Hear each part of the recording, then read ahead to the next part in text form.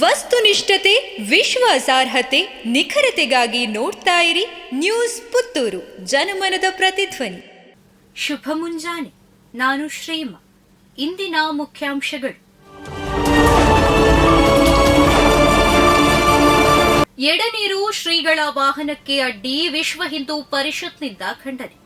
ಜಗದ್ಗುರು ಶ್ರೀ ಶಂಕರಾಚಾರ್ಯ ಸಂಸ್ಥಾನದ ಶ್ರೀಮದ್ ಎಡನೀರು ಮಠಾಧೀಶರಾದ ಶ್ರೀ ಸಚ್ಚಿದಾನಂದ ಭಾರತಿ ಶ್ರೀಪಾದಂಗಳರವರು ಸಂಚರಿಸುತ್ತಿದ್ದ ವಾಹನಕ್ಕೆ ಕಿಡಿಗೇಡಿಗಳು ತಡೆಯೊಡ್ಡಿ ಕೃತ್ಯ ಎಸಗಿದ ಘಟನೆಯನ್ನ ವಿಶ್ವ ಹಿಂದೂ ಪರಿಷತ್ ಬಲವಾಗಿ ಖಂಡಿಸುತ್ತದೆ. ನರಿಮೊಗರು ಪ್ರಾಥಮಿಕ ಕೃಷಿ ಪತ್ತಿನ ಸಹಕಾರಿ ಸಂಘದ ಆನಾಜೆ ಶಾಖೆಯಲ್ಲಿ ಗಣಹೋಮ. ನರಿಮೊಗರು ಪ್ರಾಥಮಿಕ ಕೃಷಿ ಪತ್ತಿನ ಸಹಕಾರಿ ಸಂಘದ ಆನಾಜೆ ಶಾಖೆಯಲ್ಲಿ ಗಣಹೋಮ ನಿನ್ನೆ ಬೆಳಗ್ಗೆ ನಡೆಯಿತು.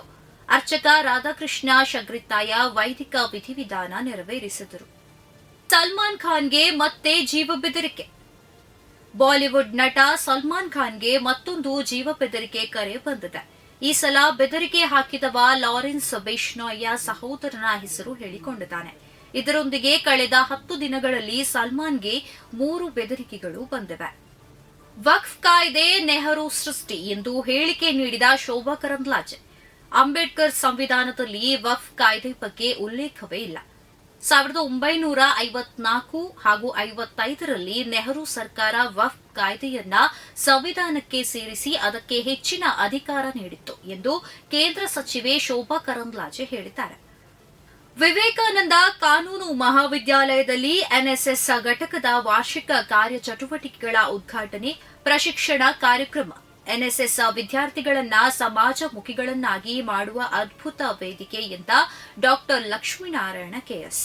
ವಿವೇಕಾನಂದ ಕಾನೂನು ಮಹಾವಿದ್ಯಾಲಯದ ರಾಷ್ಟ್ರೀಯ ಸೇವಾ ಯೋಜನಾ ಘಟಕದ 2024-25ನೇ ಸಾಲಿನ ವಾರ್ಷಿಕ ಕಾರ್ಯಚಟುವಟಿಕೆಗಳ ಉದ್ಘಾಟನೆ ಮತ್ತು ಪ್ರಶಿಕ್ಷಣ ಕಾರ್ಯಕ್ರಮ ಮಹಾವಿದ್ಯಾಲಯದ ಸುಜ್ಞಾನ ದೀಪಿಕಾ ಸಭಾಂಗಣದಲ್ಲಿ ನಡೆಯಿತು.